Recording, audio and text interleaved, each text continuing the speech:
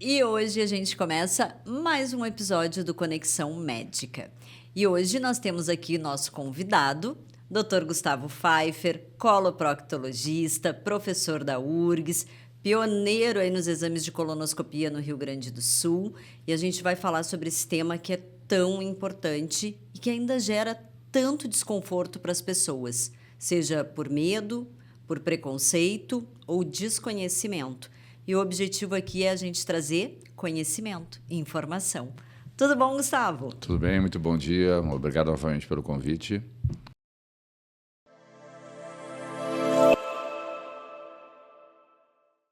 Estamos aqui para tentar prestar os esclarecimentos necessários para as pessoas que nos assistem.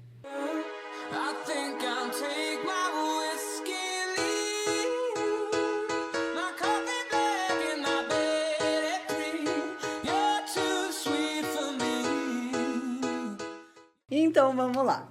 Gustavo, e vamos começar com uma coisa que é muito importante. Vamos falar desse exame que salva vidas, mas que muita gente ainda evita, né? Colonoscopia e sedação. Eu tenho uma pergunta para te fazer. As colonoscopias sempre foram realizadas com sedação? Olha, eu posso falar da minha experiência.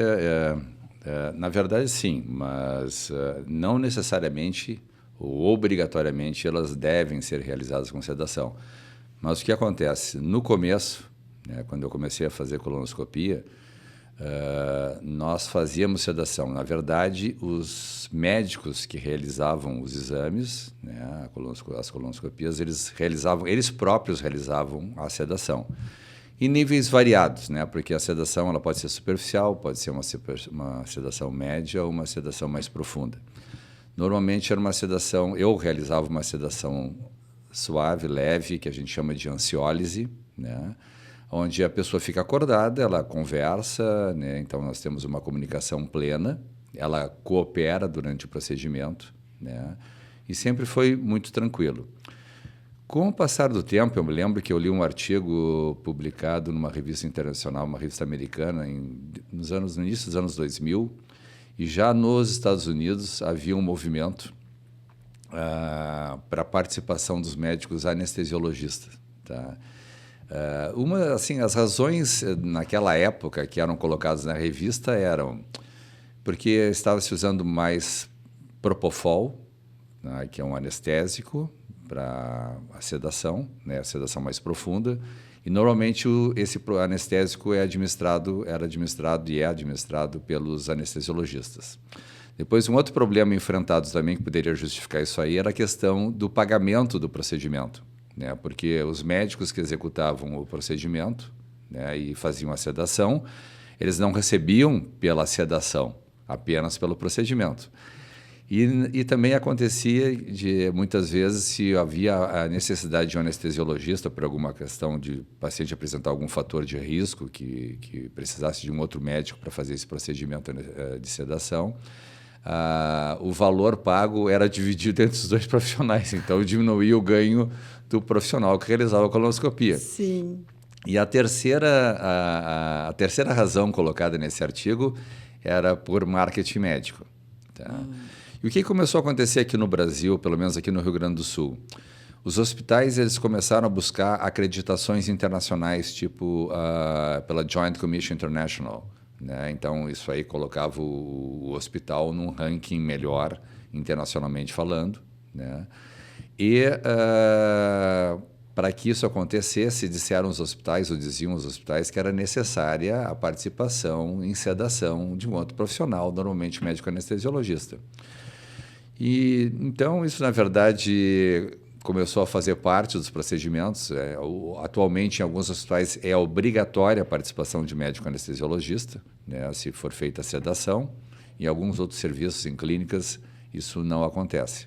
Mas nos hospitais maiores, mais bem ranqueados aqui em Porto Alegre, por exemplo, a sedação ela só pode ser realizada em endoscopia digestiva ou endoscopia qualquer, com a presença de um médico anestesiologista para fazer a administração desses fármacos.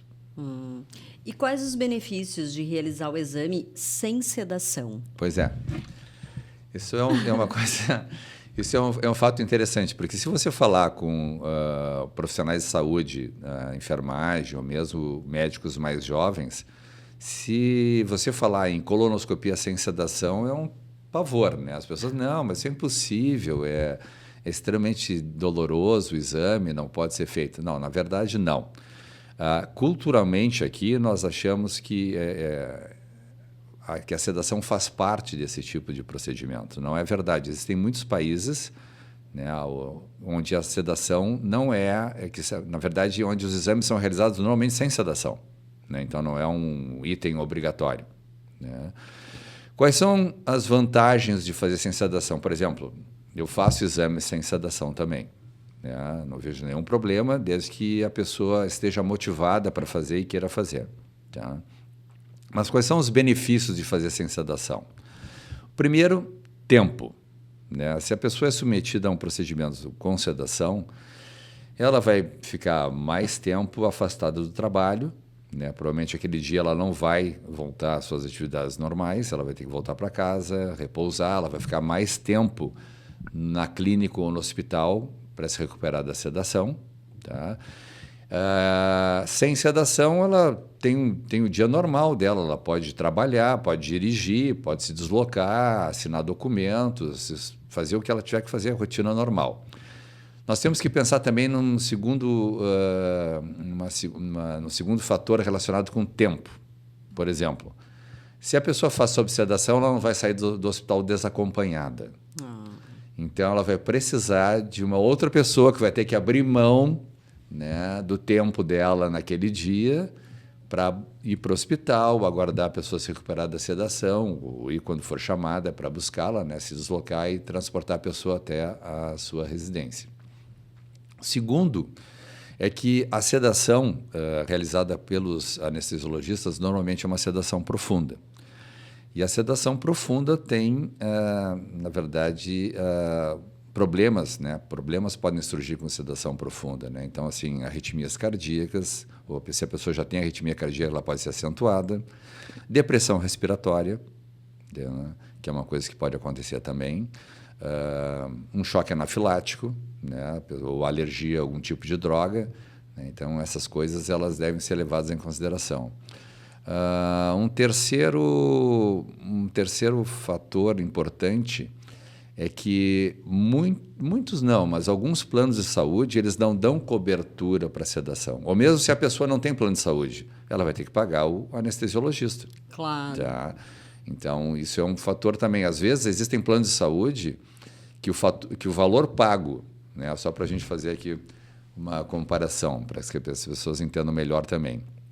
O valor pago pelo plano de saúde para o médico que realiza o procedimento, né, não que isso seja relevante em relação à questão da sedação, mas o valor pago para o médico que executa o procedimento, muitas vezes corresponde a 1/4 ou menos do valor pago pelo paciente para o anestesiologista. Então, isso aí também é um fator restritivo. Claro. Né?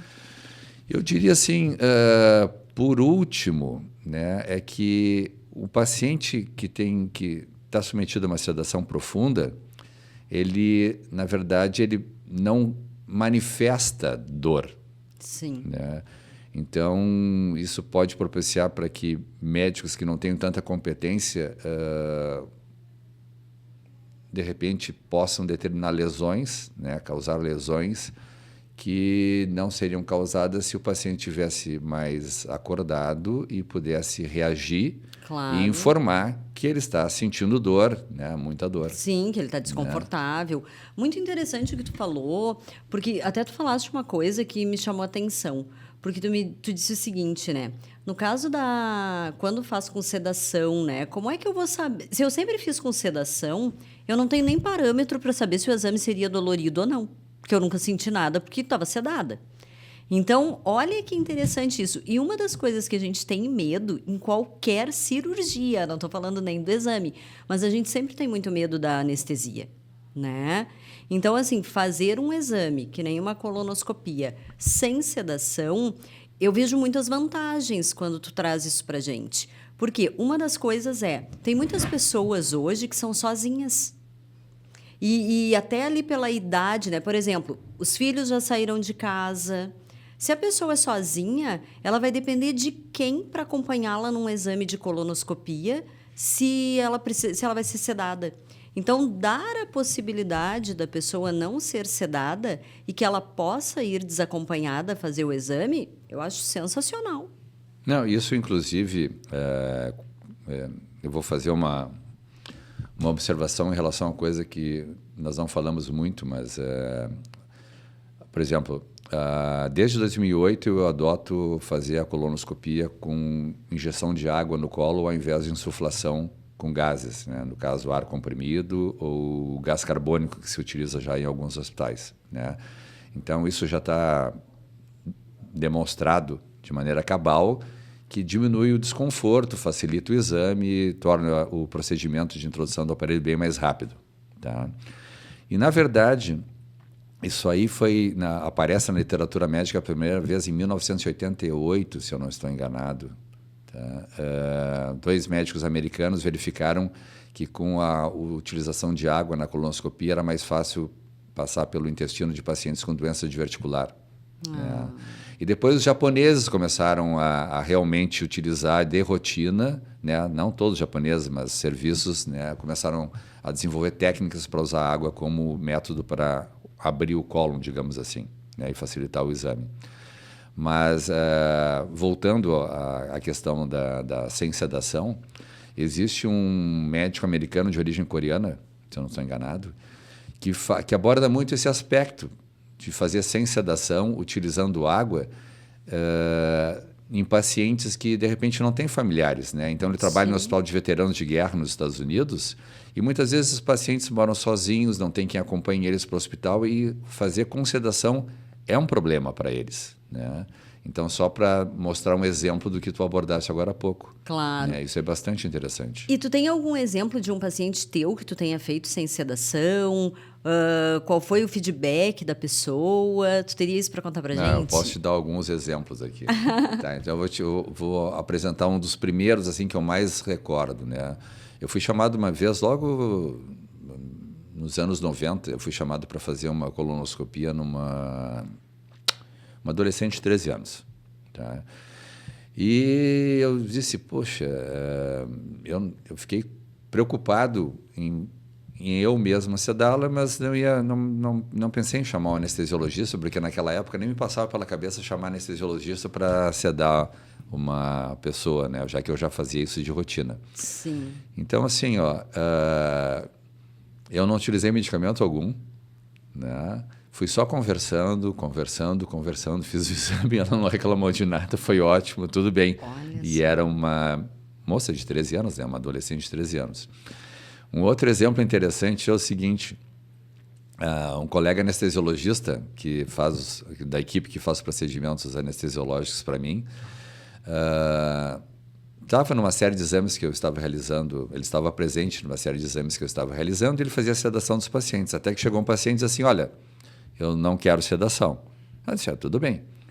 Então eu fiz o procedimento, ele observou o paciente, passou muito bem durante o procedimento, ele disse assim, Pfeiffer, eu tenho que fazer uma colonoscopia, eu vou fazer contigo sem sedação. E ele fez sem sedação, ele tinha pólipo, retiramos o pólipo, ele passou muito bem e continuou trabalhando naquele dia. Isso também era uma pergunta que eu ia te fazer. Continuou trabalhando. Olha só. Mais um exemplo interessante. Essa aí está muito em voga agora, eu acho bastante atual. A questão de 1 ou 2 semanas atrás, um paciente que já havia feito exames comigo compareceu lá no hospital para fazer o exame, fez todo o preparo. E aí, quando ele foi ingressar na sala, uma colega médica que o conhece chegou e disse para a equipe de enfermagem, olha, ele faz uso de Ozempic. Tá? E o Ozempic, ele deve ser suspenso, porque ele diminui o esvaziamento gástrico. Então, o paciente que faz uso de Ozempic tem uma chance maior de regurgitar, vomitar e aspirar, por ocasião de uma sedação profunda. Então, disseram, olha, ele faz uso de Ozempic, ele foi obrigado a confirmar que fazia uso, e a anestesista que estava presente disse, olha, não vou sedar, não vou fazer sedação. Aí eu disse, confia em mim, né? Ele disse, claro que eu confio. Então, vamos fazer sem sedação. E ele passou maravilhosamente bem, não teve que suspender o Ozempic. Não tinha como suspender mesmo. Não ele estava precisou fazendo... remarcar não o precisou exame. remarcar, porque já tinha feito todo o preparo. Imagina, ele fez todo um preparo para a colonoscopia. Ele disse, não vai fazer o exame agora porque fizeste uso do Ozempic. Então, fez o exame tranquilo, não teve problema. Também tinha pólipo, tirou os pólipos e tudo resolvido. Seguiu para casa sozinho. Mas, Gustavo, assim, acho que essa é uma informação super importante. Porque hoje essas canetas emagrecedoras estão fazendo parte da vida aí de muitas pessoas que estão perdendo peso. A gente vê aí o pessoal envolvido com o emagrecimento e eu tenho certeza que ninguém sabe dessa informação, porque eu, leiga, nem imaginava que uma pessoa que faz uso de canetas para emagrecer tem que comunicar isso. E talvez essa pessoa não tenha falado também, porque ela nem sabia. Com certeza. Olha que informação importante que tu trouxe aqui. Assim, fiquei impressionada e tenho certeza que as pessoas... Isso vai chamar a atenção das pessoas, assim, porque quem faz uso não sabe e a pessoa não sabe nem que tem que informar quando chega lá no hospital. E imagina, eu fico imaginando, tu fazer todo o preparo para colonoscopia, chegar lá e não poder fazer o exame. Então, assim, tu tem a possibilidade de fazer sem sedação. Olha, acho excelente, assim, e uma informação rica, uma informação que realmente as pessoas precisam, né? Adorei. Me diz uma coisa, todos os médicos estão aptos a realizar uma colonoscopia sem sedação? Na verdade, eu vou te responder a 2 perguntas, porque eu vou agregar uma segunda, tá? A primeira é, não.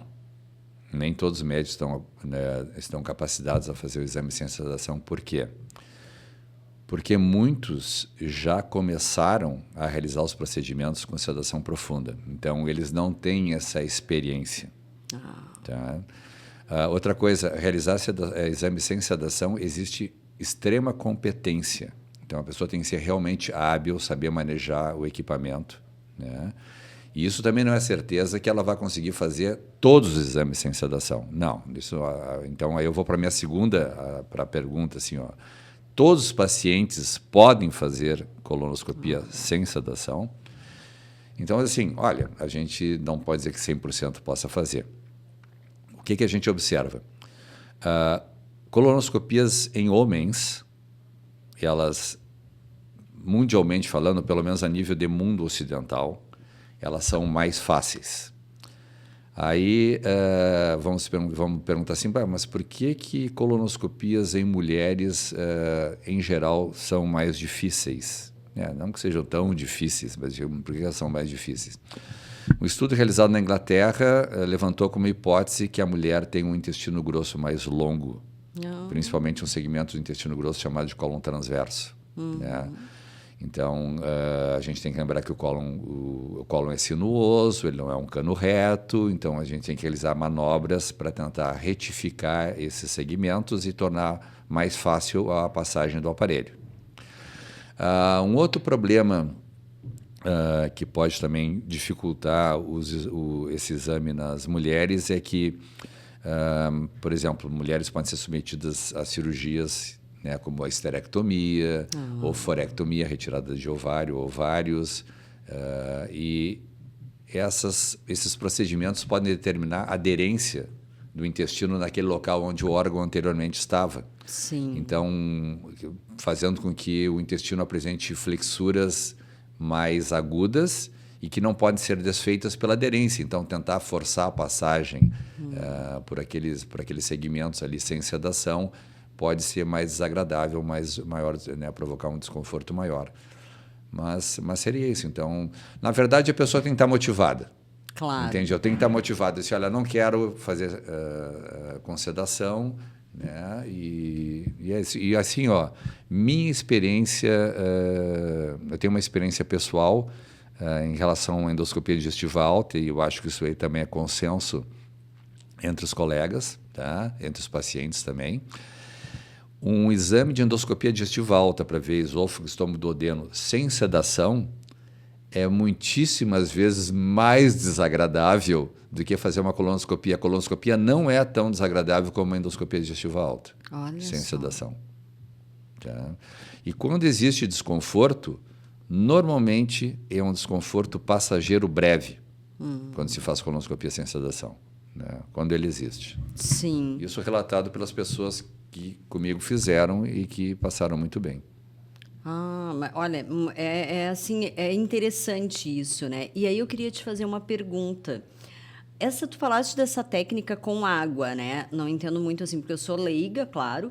Mas assim, essa técnica com água, ao invés de ar, né? Ela ajuda na tolerância do exame para o paciente? Sim, porque ela ajuda na tolerância da seguinte maneira: se ela torna mais fácil a passagem do aparelho e mais breve essa passagem, é claro que vai contribuir Claro. para o paciente sentir menos desconforto.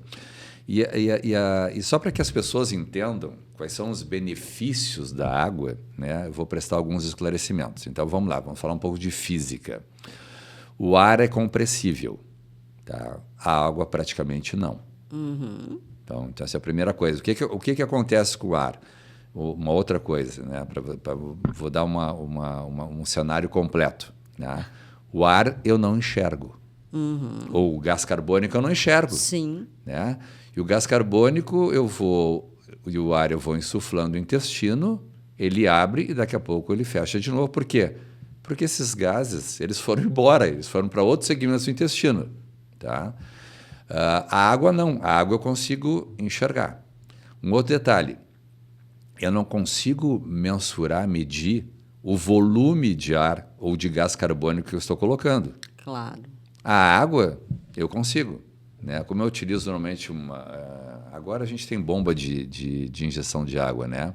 Mas mesmo a bomba de injeção de água, a gente consegue medir o quanto de volume está sendo injetado. Mas, normalmente, antes do advento dessa bomba, que não sempre está à disposição nos hospitais, eu usava um frasco de soro ou de água bidestilada com equipe que conectava no equipamento. Então, eu tinha ideia real de quanto líquido já tinha sido colocado. Sim. Né? E outra coisa, a água eu consigo aspirar muito bem. O gás que foi embora para outros segmentos do intestino, não tem como. Né? E tem mais um detalhe. O objetivo do aparelho tem uma câmara de ar. Né? Então, e a água, em vista disso, vai causar uma refração. Né? Então, existe uma refração ali da luz. E com isso eu tenho um efeito de magnificação da imagem. É que, na verdade, assim, quem já mergulhou, usou máscara debaixo d'água, sabe que os objetos debaixo d'água parecem mais próximos do que eles estão. Sim. Tá? Pelo efeito de refração do ar na máscara em relação ao líquido. Né? Então, isso também a gente consegue ver as estruturas com mais detalhes, dá um aumento de aproximadamente 33%. Né? Então, tudo isso se torna mais interessante. Muito, muito interessante. E aí eu vou te perguntar uma coisa. É possível remover pólipos sem sedação?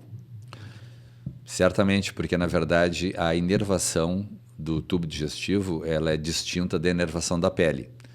Então, a nível de superfície interna do intestino, eu posso injetar, né? Posso fazer uma injeção, injetar, né? Introduzir uma agulha, eu posso queimar, eu posso, né, passando corrente elétrica, eu posso cortar, que a pessoa não sente dor. Mas olha só.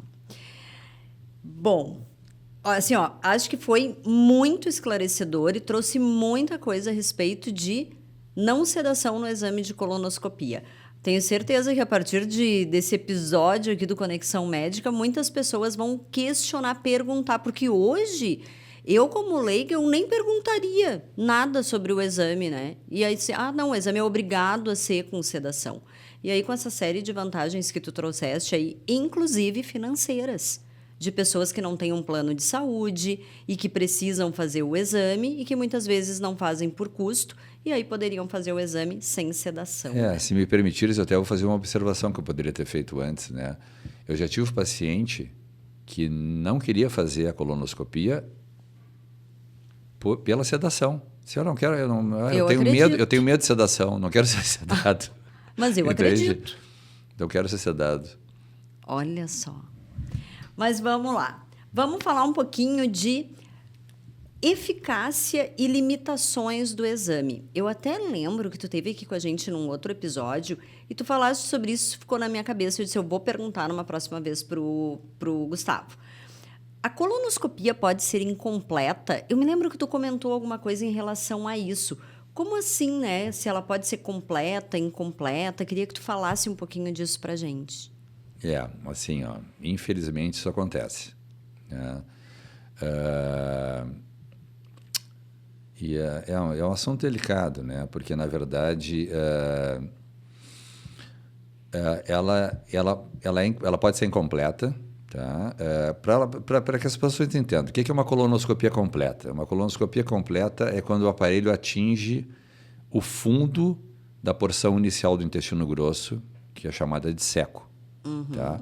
Ou eu gosto, né, praticamente na quase totalidade das vezes, eu introduzo o aparelho também no intestino delgado, na porção final do intestino delgado, que é aquela porção que vai desembocar no intestino grosso, tá? Na transição do seco com o colo ascendente.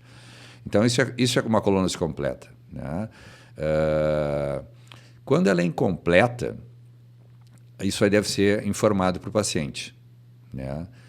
Mas não só informado, como também deve ser dito assim, olha, o que seria o correto, né, nesses casos? Assim, vamos ser bem honestos, né? Vamos dizer assim, o que a literatura mostra, apresenta, define como conduta correta, mas que, na verdade, no dia a dia não é sempre isso que acontece, na maioria das vezes não é o que acontece. Olha, médicos realizando colonoscopias ou endoscopias digestivas em geral, existem centenas. Sim. Centenas, tá? Da mesma maneira, as competências são centenas, tá? Então, nós temos os muito ruins e temos aqueles profissionais de excelência de ponta que poderiam trabalhar em excelentes serviços em qualquer parte do mundo, né? Então, o que acontece? Uma das recomendações é a seguinte, olha, fez a colonoscopia incompleta, olha, foi por alguma razão, tipo, olha, o preparo foi inadequado, né? O preparo estava ruim, o paciente apresentou algum problema, como pela sedação, teve alguma arritmia, alguma coisa, então eu tive que suspender o exame. Bom, então ele vai lá em condições melhores e repete o exame. Claro. Mas tem colegas assim, colonoscopia incompleta. Aí eles colocam como razão da colonoscopia incompleta, por exemplo, a redundância dos cólons, porque os cólons eram muito sinuosos, o intestino era longo. Isso hoje em dia não é mais justificativa para uma colonoscopia incompleta. Na verdade, desculpa, mas faltou, na verdade, o que foi incompleto foi a competência. Então, assim, faltou competência para eu fazer a colonoscopia de maneira completa. Então, o que advogam? Olha, se você sabe que tem gente que faz melhor, tem profissionais que fazem melhor do que você, olha, tenha humildade, claro, e peça para o colega realizar o procedimento, se você achar que não tem competência para isso, né, que outro poderá fazer. Tá? Então, isso seria o melhor. Alguns colegas solicitam exames radiológicos para isso, que a gente sabe que não tem a mesma acurácia, a mesma sensibilidade também que o exame de colonoscopia, que é o padrão ouro, é o melhor exame para fazer diagnóstico e, na verdade, já aproveita e também faz tratamento. Mas o que preocupa realmente, com base em experiências que eu tenho com pacientes que tiveram colonoscopias incompletas, é a conduta de alguns colegas em relação a esse fato, né? Ou não comunicam para o paciente, ou dizem para o paciente, se estava bem até ali, o resto também está bem, claro. Tá? Que é uma coisa extremamente perigosa, né? Isso não é uma realidade, não é verdade. Se um determinado segmento está bem, não significa que mais adiante não vai ter câncer ou vai ter algum pólipo que deve ser removido. Sim. Né? E, infelizmente, existem colegas de má fé, né, que eles sabidamente fazem um exame incompleto e dizem que foi completo. Como em todo segmento, como em todas né? As profissões. Todas as profissões, né, Gustavo? Sim. Tem bons profissionais, outros nem tanto. E o que a gente está trazendo aqui, eu entendo a tua fala, porque tu não está aqui apontando ou falando do colega, não, mas trazendo para o paciente que ele pode ver, o que ele pode se inteirar acerca de fazer um exame. Porque até nós termos essa conversa, eu vou ser muito franca assim, contigo em relação a mim. Eu marcaria um exame, iria lá confiando no profissional, no local onde eu estou fazendo e não faria nenhum questionamento. E hoje, quando a gente tem tanto acesso à informação, a gente pode questionar de fazer com sedação ou não, se vai fazer com gás ou se vai fazer com água. Então, eu acho muito válido o que tu traz, porque dá para a gente isso, a possibilidade de questionar, de perguntar, de investigar com quem que eu vou fazer meu exame, né? Porque a gente faz isso hoje em relação aos médicos que a gente vai consultar. A gente faz isso, a gente olha a avaliação, a gente olha se o médico se atualiza, vai olhar o site do médico, mas a gente não faz isso em relação a exames. Vou te dizer que a gente não faz, eu vejo por mim. Então, eu acho que esse nosso bate-papo, ele é super bacana, porque ele traz um outro olhar para nós, pacientes, quando formos fazer exames. E um exame tão importante como a colonoscopia. Então, eu acho muito válido o que tu está trazendo. Na verdade, assim, só para complementar, eu estou apresentando fatos de bastidores. Né? Então, assim, como disseste anteriormente, né? Na verdade, não estou aqui para fazer crítica nenhuma a algum colega em especial, ou a colegas, mas é a realidade.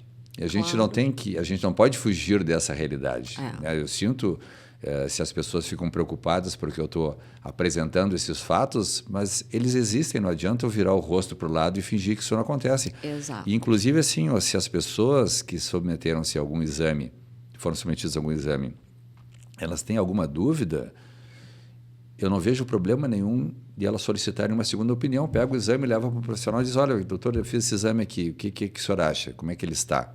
Claro. Entende? Porque o exame, isso é uma outra coisa importante, acho que eu já citei isso anteriormente, né? Mas o documento é o produto e o exame em si é o serviço. Uhum. Isso é uma coisa importante também. Eu tenho que ter um produto de qualidade para oferecer para o meu paciente, porque ele pode pegar esse produto, né, é o cartão de visitas do médico que faz o exame, e levar para outro médico, e esse exame ele vai ser, na verdade, avaliado por um outro profissional. Por isso que ele tem que ser muito bem executado também. Sim. Bem elaborado. Com certeza. E deixa eu te perguntar uma coisa. Por que ainda... A gente até acho que começou falando sobre isso, né? Por que ainda tem tanta resistência por parte dos pacientes? Né? Seja na desinformação, medo do preparo. Me fala um pouco sobre isso. Isso aí acho que depende muito das pessoas. Eu não sei se eu vou conseguir enumerar em ordem assim, de importância por que as pessoas evitam. Né? Vou citar fazer algumas considerações. A primeira, eu diria que é pelo medo do exame, né? Então, um exame desconhecido, eu não tenho muita informação, né? Então, na verdade, o importante é buscar as informações, né? Uma outra questão também é essa parte da sedação. Muitas pessoas ficam, vou ter que fazer sedação, ou, né? Puxa, um procedimento é um exame, vou ter que fazer uma sedação profunda para fazer o exame. Um outro elemento também é o temor do diagnóstico. Então, assim, é um tipo de investigação que as pessoas relacionam muito com prevenção de câncer ou diagnóstico de câncer coloretal. Então, a pessoa fica preocupada, né? Tem aquela máxima, né? Quem procura acha. Eu não vou fazer, porque se eu fizer esse exame, eu vou achar alguma coisa ruim. Né? Mas, na verdade, tem uma médica que, pelo menos eu vi ela complementando essa frase, né? Assim, quem procura acha e cura. Né? Quem procura acha e cura. Legal. Porque, na verdade, desculpe, na verdade, a vantagem que o câncer do intestino grosso nos oferece, diferente, como eu já falei anteriormente, do câncer de próstata e de mama, que são os primeiros no nosso estado em Porto Alegre, né? É que ele pode ser prevenido. Então, se eu faço um exame na ausência de sintomas, que seria um exame de prevenção, um exame de rastreamento, se você quiser chamar assim, eu tenho a chance de detectar ou o pólipo, que é a lesão precursora, que em sendo removido não vai evoluir para câncer, ou o câncer numa fase extremamente precoce, que pode ser tratado e a pessoa curada. Né? Uma outra razão também é a questão de pudor, entende? Da pessoa ficar constrangida, vai ficar exposta. É um exame que é realizado com a introdução do aparelho através do ânus, então também tem isso. Tem isso. Né? Com certeza tem isso. E tem um que eu julgaria muito importante, que muitas vezes não é comentado, as pessoas temem, que é a questão da perfuração do intestino. Muitas pessoas comentam, né? Eu tenho medo de fazer esse exame porque pode perfurar meu intestino. Porque a perfuração ela pode acontecer, ela pode ocorrer na ausência de qualquer procedimento terapêutico, por exemplo, de retirar pólipos, ou até como consequência de um procedimento terapêutico para retirada de pólipos. Tá? Então, é um temor que as pessoas têm, porque existem casos, né? Claro. Isso aí acontece.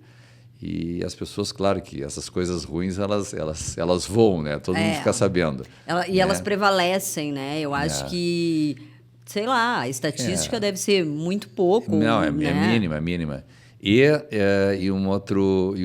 isso também prejudica que pessoas que tiveram eventos adversos durante a colonoscopia repitam o exame futuramente quando necessário, né? Também assim, então existem fatores que afastam a pessoa da primeira vez de fazer o exame e existem fatores que afastam ela de dar seguimento a esse exame quando necessário por eventos adversos num primeiro ou no segundo exame. Também. Com certeza, As pessoas devem ficar com medo de dizer, não vou fazer nunca mais, né? E aí é pior ainda. Isso acontece. Eu vi um caso desse no consultório. Não meu paciente. Não meu paciente, mas de um colega que atendeu, pediu para a pessoa fazer a colonoscopia com outro colega e deu uma complicação grave, aí a pessoa realmente... Ficou com medo? Renasceu. Ai, que coisa, né?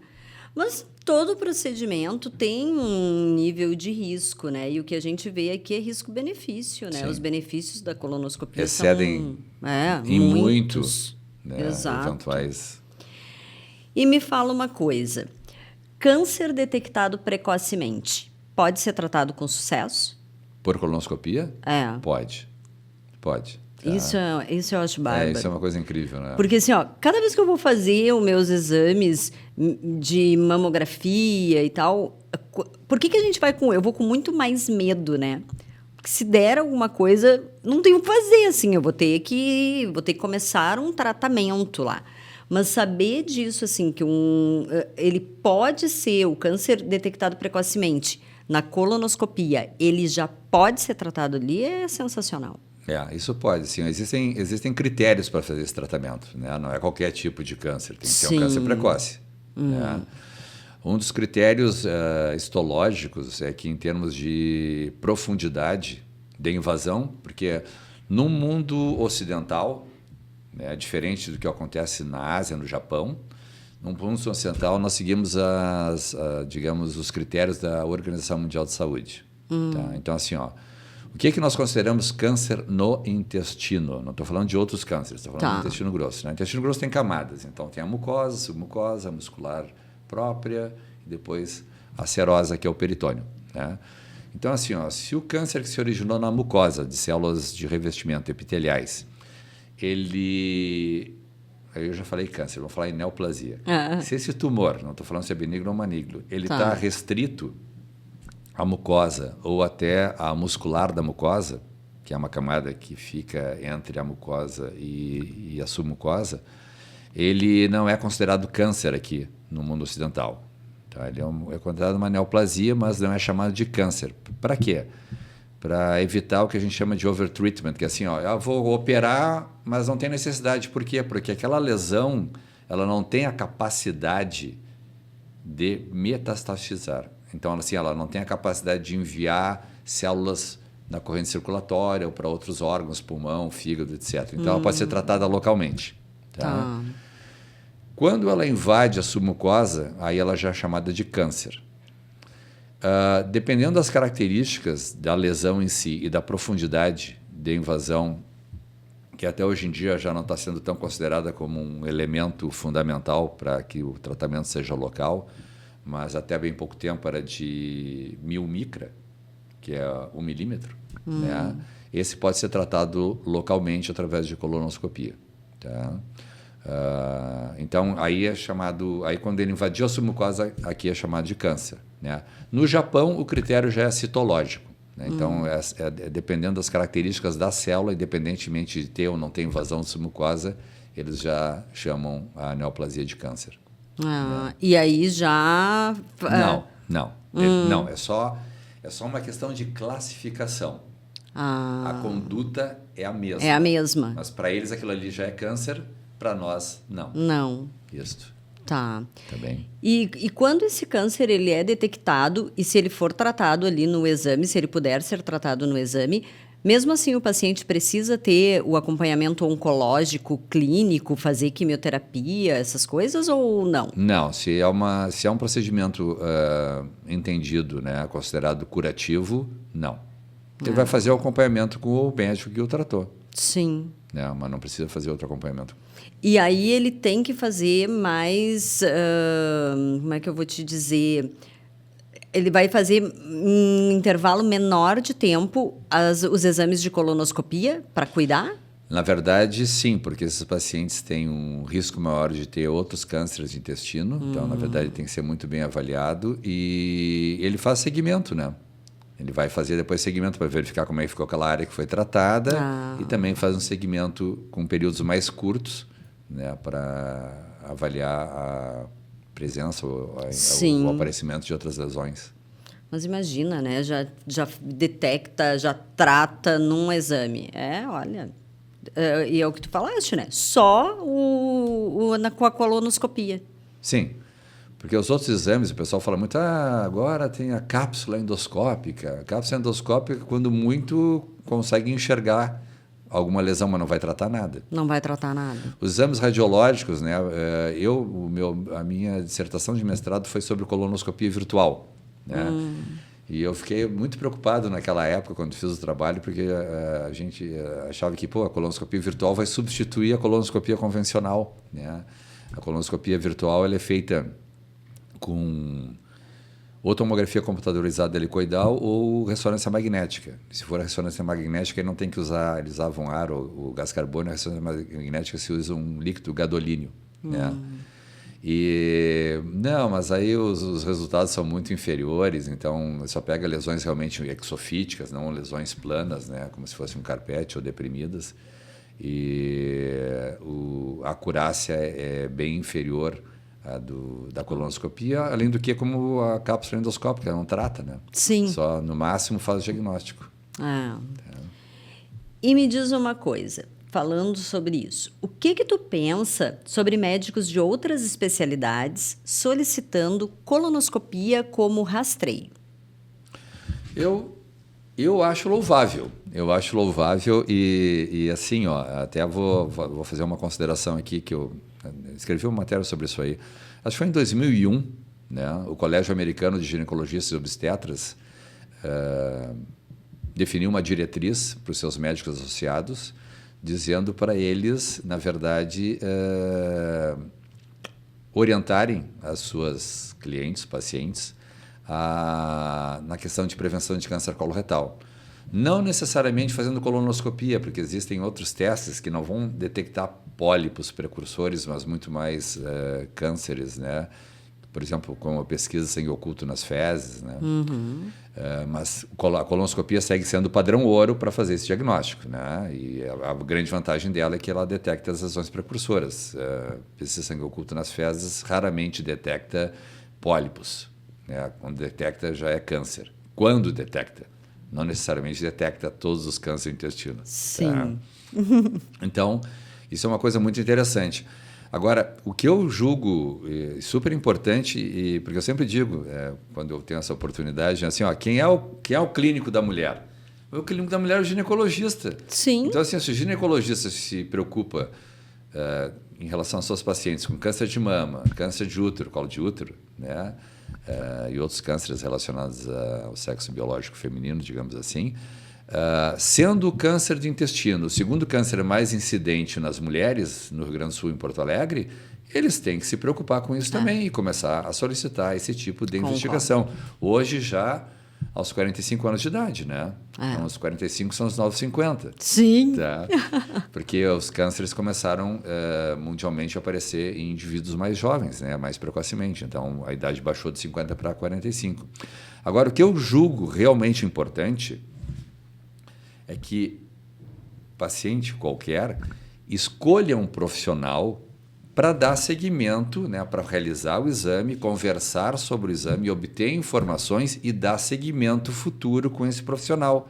Porque quem entende do assunto é o profissional que vai realizar o procedimento, né? E ele vai responder pelo exame que ele fez. Claro. Entende? Porque assim, vou dar um exemplo, né? Nada contra os profissionais de áreas não afeitas ao sistema digestório, né? Mas, por exemplo, eu sou péssimo, eu não consigo... Desculpa, isso é uma falha minha, olha, condenem-me, tá? Mas é uma falha minha.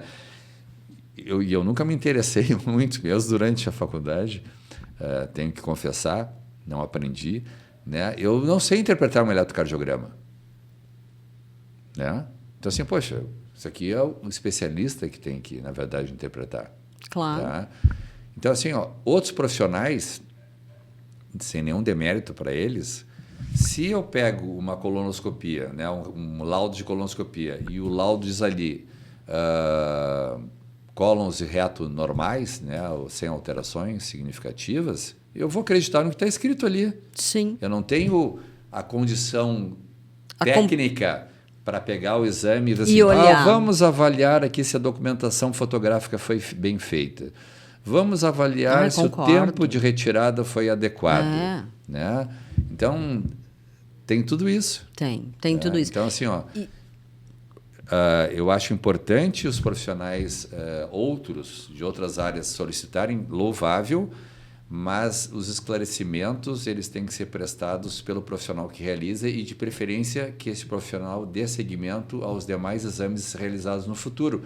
Exceção feita, como eu já disse, olha, o profissional cometeu algum equívoco, eu não me relacionei bem com ele, Sim. Vou escolher. Bom, isso é uma questão, é um critério critérios que o paciente vai escolher, mas que ele, por favor, né, escolha um profissional para esclarecer dúvidas e dar seguimento aos demais exames, se forem necessários.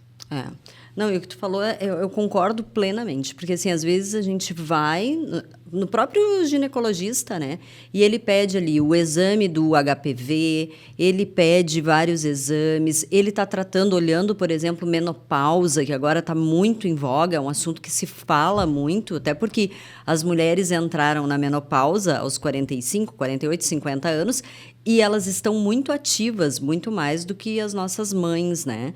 E aí o médico que está tratando, que está cuidando dessa menopausa, ele não pede a colonoscopia, ou ele pede a colonoscopia e ele vai ler o laudo, porque não sabe interpretar nada, não sabe o que está ali. Então, eu acho que isso é muito interessante, muito importante, mesma coisa se for o urologista que faz lá exame da próstata, né, que pede os exames também. Se ele pedir uma colonoscopia, ele precisa que esse paciente vá no proctologista, né? Porque é ele que vai entender daquelas imagens, daquele exame, e ele, na verdade, na minha opinião, ninguém perde paciente aí, são complementares, né? Não, com certeza. O papel do gastro, do coloproctologista, cirurgião geral, que realiza esses exames, né? Na verdade, ele complementa, ele trabalha para auxiliar o profissional que fez a solicitação. Exato. Inclusive, eles podem trocar informações, isso aí é extremamente interessante, importante, inclusive, eu diria que é extremamente importante que conversem. Né? Não só entregue o exame, não. Vai conversar com o profissional que realizou, eventualmente, se precisar, olha, existe necessidade de repetir esse exame, né? Não só informar o paciente que buscou fazer o exame com esse colega, né? Mas informar também o profissional que solicitou, olha, eu julgo necessário, se tu me permitires, eu gostaria de emitir a minha opinião, eu julgo necessário que essa pessoa repita o exame em 3, 5 anos, 10 anos, que seja. Sim. E até às vezes tem histórico familiar, né? Sei lá, tem uma série. Cada pessoa tem a sua história mesmo, é muito individualizado cada paciente, né? E deixa eu te perguntar uma coisa. Falando até, entrando nessa coisa que eu comecei a falar das mulheres, né? Essa recomendação de colonoscopia para mulheres, né? Como é que é isso? Tem uma recomendação? Hoje até está se falando muito sobre isso. Os exames, até a Pretagil aí está muito em voga com essa doença, né? Então, eu queria que tu falasse um pouco de colonoscopia para as mulheres aí. Olha, na verdade não existe grande diferença. As indicações elas são as mesmas, tá? As mulheres, na verdade, elas apresentam alguns aspectos, algumas particularidades que devem ser consideradas, tá? Então, como eu disse antes, as mulheres, aqui pelo menos ao nível de mundo ocidental, elas são consideradas como pacientes de mais difícil investigação, né? Então, tem um exame que é mais difícil de realizar. Não pense assim que é tão ruim assim. Não é que seja difícil, ele é mais difícil. Em termos estatísticos, é mais difícil, né? Por exemplo, o tempo de introdução do aparelho, alguns trabalhos demonstram que é mais longo, né, do que o tempo de introdução do aparelho em homens, tá? Existem alguns trabalhos também que mostram que as mulheres têm mais lesões ao nível do cólon direito, que é justamente a parte que é mais difícil de chegar, que é o início do intestino grosso, que é o instrumento introduzido através do ânus, ele tem que chegar até, e aí tem o cólon esquerdo, né? Sim. E o seco fica do lado direito, o colo ascendente fica do lado direito. Então, é ali que nós temos que chegar. Então, existem essas lesões mais frequentes nas mulheres do lado direito, então, no começo do intestino grosso, o que torna elas, de repente, na verdade, não é o que torna elas teriam que, realmente, assim, um profissional tem que realmente fazer um exame completo e minucioso. Por quê? Porque essas lesões também do colo direito, elas são de mais difícil detecção. Né? Então, assim, existem lesões hoje em dia chamadas de pólipos serrilhados, que já se sabe tem papel na evolução para câncer, e que se a pessoa realmente não fizer um exame muito minucioso, essas lesões elas podem passar despercebidas. Aí, de repente, a pessoa leva, né, recebe uma orientação para votar daqui a 5, 10 anos, e quando voltou já tem uma lesão maligna, né? Um câncer, né? Então, assim, e muitas vezes a gente, até acho que já comentei isso, nós prestando atenção, fazendo um exame bem minucioso, isso aí pode passar despercebido. Então, realmente muita atenção, fazer um exame com calma, usando elementos para corar a superfície do cólon, né? O que a gente chama de cromoscopia, pode ser cromoscopia digital ou pode ser cromoscopia com a utilização de corantes, né? Mas, então, acho que assim, a mulher seriam essas considerações, né? E, além do que, habitualmente, as lesões de cólon direito, elas são mais agressivas do que do colo esquerdo. Não, mulher é sempre com emoção, né? É sempre uma emoção. É sempre. Que coisa! Mas vamos lá. E me diz uma coisa, colonoscopia é segura, é moderna e salva vidas. Então, o que eu vou te dizer, né, Gustavo? Tu veio aqui, trouxe tanta informação pra gente. Sim, essa coisa do cuidar mais nós mulheres, né? Essa coisa de o uso de Ozempic também, que é uma coisa que gritou assim para mim, uma informação que tu trouxe, nunca tinha ouvido ninguém falar sobre isso. Sem sedação, ter a possibilidade de escolher fazer um exame com sedação ou sem sedação, e os motivos que tu trouxeste aqui eu acho que são muito relevantes. Então, assim, olha, foi uma aula completa de conhecimento, é isso que eu resumo aqui, sobre colonoscopia, né?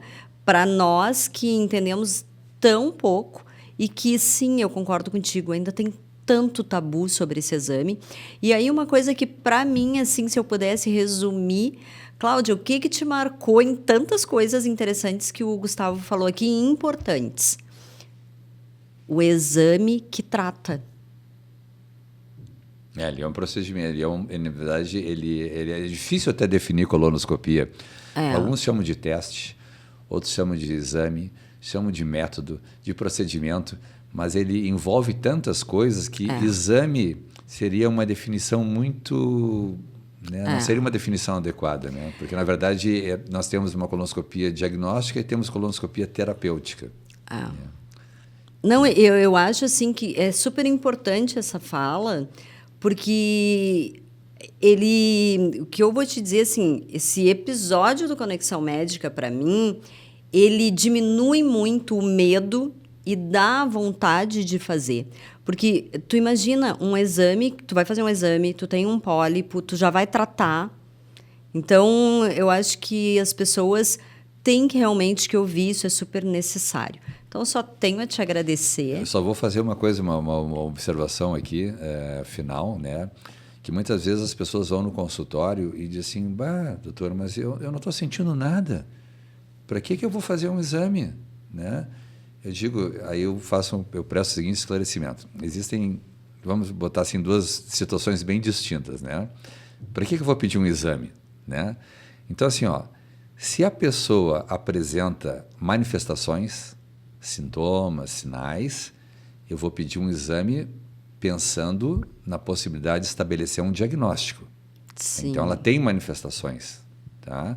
Quando a pessoa não tem manifestação alguma, na verdade, eu estou procurando prevenir a doença que ela pode desenvolver. Claro. É por isso que a colonoscopia é tão importante na prevenção do câncer coloretal. Sensacional. Muito obrigada. Amei esse episódio. Acho que a gente tem que divulgar muito, falar muito sobre isso. Eu que agradeço a oportunidade. Obrigada, Gustavo.